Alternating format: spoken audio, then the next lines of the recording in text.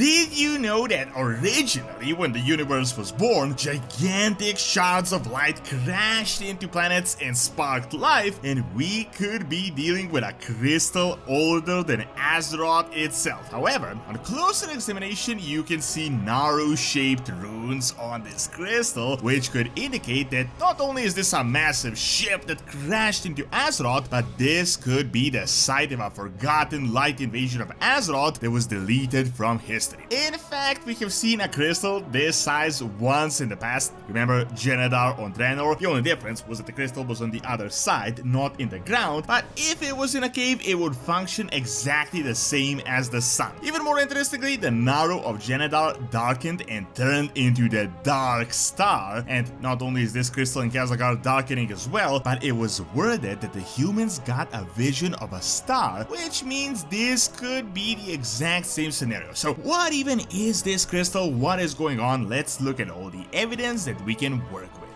So you want to get into programming but you have trouble sticking with it? Well, the folks over at Buddha believe that the best way to learn is to never get bored. You will learn back-end web development from start to finish in Python and Go programming languages, all through a self-paced RPG game-like learning system. Buddha is designed to get you writing a ton of code right off the bat, as hands-on experience is king. You got XP, levels, achievements, and quests, as well as a leaderboard. Also, as not everyone has the means to pay for a membership, all the content is actually free to read and watch in guest mode. The paid membership is what unlocks the interactivity and the game that comes with it, but you can start off right now. However, if you do decide to spend money, there is a 30-day no questions asked refund policy. That is just how confident they are in boot.dev. So click the link in the description and use code Doronsmovies and you will get 25% off your first payment. That is 25% off your first month or your first year, depending on the subscription that you choose. So start gaming and programming and learning all at the same time with boot.dev.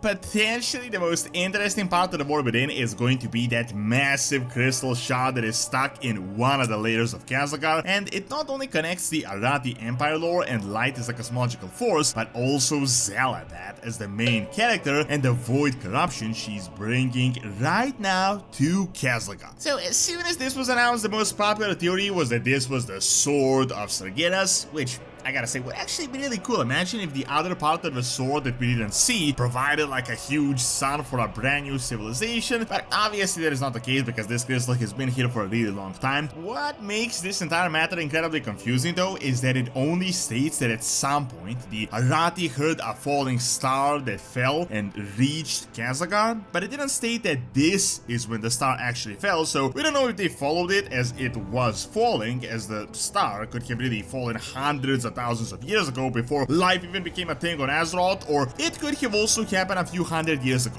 However, luckily we do have some clues, so we're not entirely just guessing in the dark here. There have been some hints and theories that this might be related to the sun, as this crystal functions as the sun, and that it could be something that we have never seen before, but let's be real, it is like 99% certain that this is Naru related. This is for two major factors. One is that paladins, light followers, got this vision and came to this place to examine it, and second is that it started turning into the void, which is exactly what the Naru tend to do. However, how this Naru light being spaceship got into Azeroth is going to determine the entire course of the World Soul Saga. At the moment, it could either be an ancient light invasion of Azeroth that we never knew about, which is very likely. It could be the most ancient remnant of the formation of Azeroth and the cosmos, think about it being as old as the World Soul itself, if not older, or it could be a recent probe mission of the light that we never learned about. Looking at the really interesting theory that this is the shard, we actually do have some supporting evidence, actually quite a bit of supporting evidence that comes directly from the Chronicle. Now, I know the Chronicle is about as clear as the fog right now, as it was said to be from a time perspective, but there are definitely some truths to it. We were told that the cosmos itself was born in a massive cataclysm. As Chronicle stated, there was a massive clash of the light and the void, and at the cataclysmic birth of the cosmos, shards of fractured light were sent flying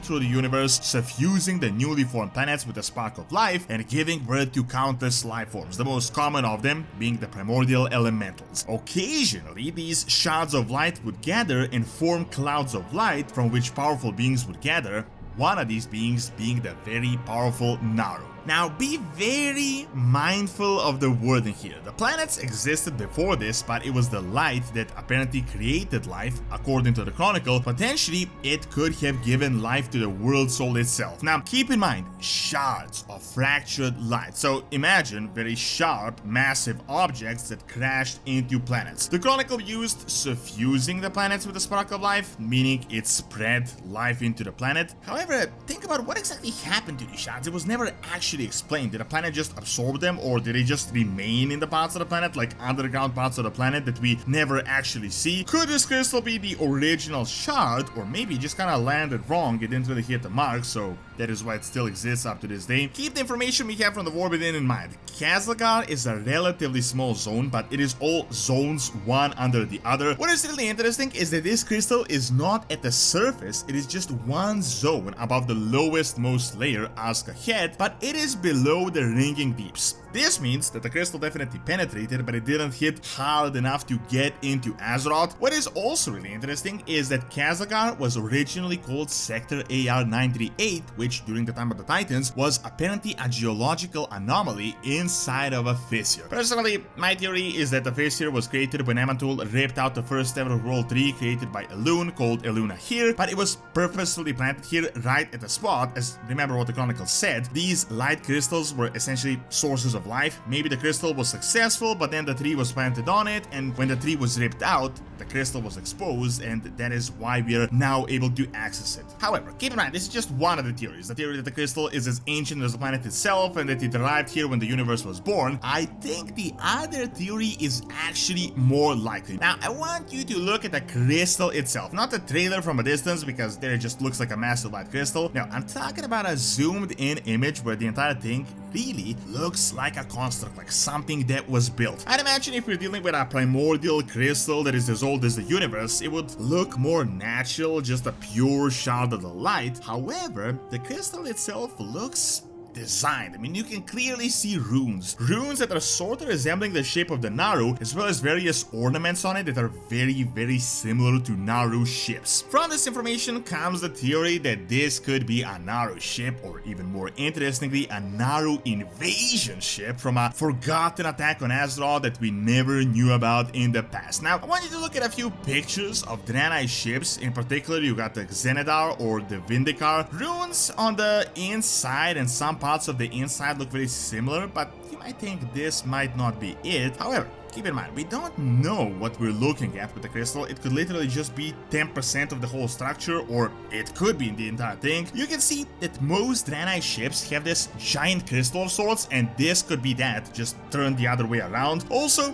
Draenor ships we encountered in the past are really not that big. I mean, most are just small expedition vessels. Imagine if the light as a cosmological force was really invested into Azeroth, which I think they are, and they know how important it is. They would send in the big boys, the biggest ship that they have at their disposal. In fact, we had already actually seen a giant crystal once in the past known as Oshogun on Draenor. It looked like a mountain. A lot of people believed it was a mountain. It was a bit different from other ships, and it was pretty much turned to the other side. But imagine if Oshogun was the other way around and we were seeing the crystal from inside a cave. I mean, you can see that it would have the exact same effect. And keep in mind, the Draenor ship from Draenor is also limited by old graphics, so it is really kind of hard to compare them with the current graphics. Now, what is very interesting is that usually these light dimensional ships are operated by Naru, and guess what the Naru do? They do exactly what is happening right now in the War Within. They start turning into beings of the void. We actually have an example with the exact same crystal I just mentioned. Oshogun was in fact the spaceship known as Genedar, and a Naru, Kara, was inside, and as the Naru got injured, it started turning into the void. Here's an even more interesting fact.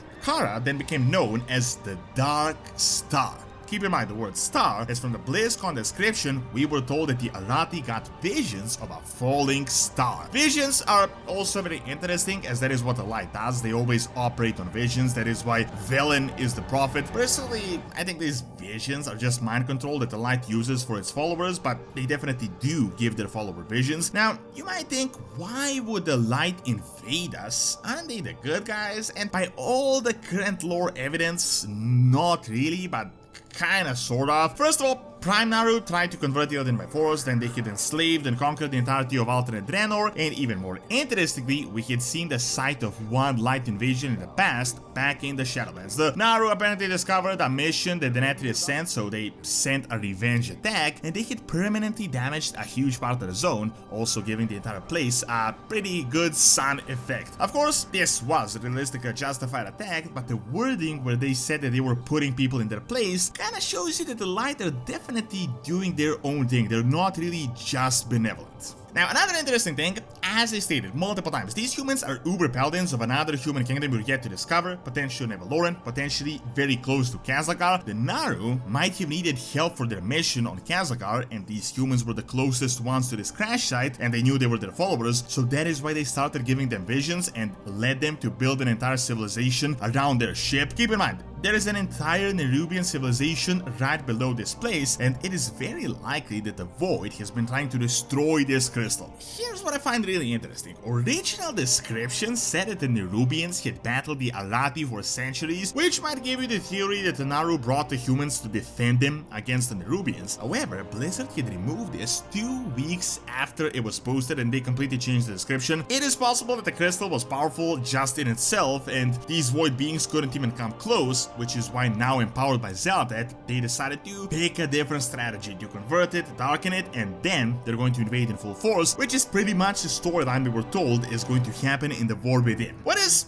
a bit confusing though is the entire crystal and the fact that it is turning. As I previously stated, Naru are usually inside these ships, and it's not the ships that turn, but instead it is the Naru themselves. However, Naru themselves are formed from shards of light, as I had also previously stated. Maybe this Naru is very connected to this crystal, it is like an outer shell, or maybe the entire crystal is in fact both a Naru and a ship at the same time, like this crystal is the Naru. An interesting thing is that the Naru turn into void beings, as we have seen this on multiple occasions. However, it usually happens when they're injured. azj'kahet definitely knows about this mechanism. I mean, she previously stated that the Naru are their long-lost brethren and that will soon return to the true path of the void. These Nerubians have probably been hiding for ages here, and they were very scared of this crystal, and then azj'kahet came in. She's like, I know what Draco do, how to deal with this crystal, and she might have injured the Naru from the other zone. Let's keep in mind, the crystal is in the second lowest layer from below, so overall, until we actually get into the zone and get more hints, we can only speculate. However, by the way this is set up, and by the fact that the Void invasion at midnight is going to be Naru related, this crystal is going to be the focal point of the entire World Soul saga. Thank you for watching. Check out the new evidence for the Warcraft movie 2 happening soon, and check out my video on ancient Greek colonies in Spain by clicking on the screen as well. See you next time.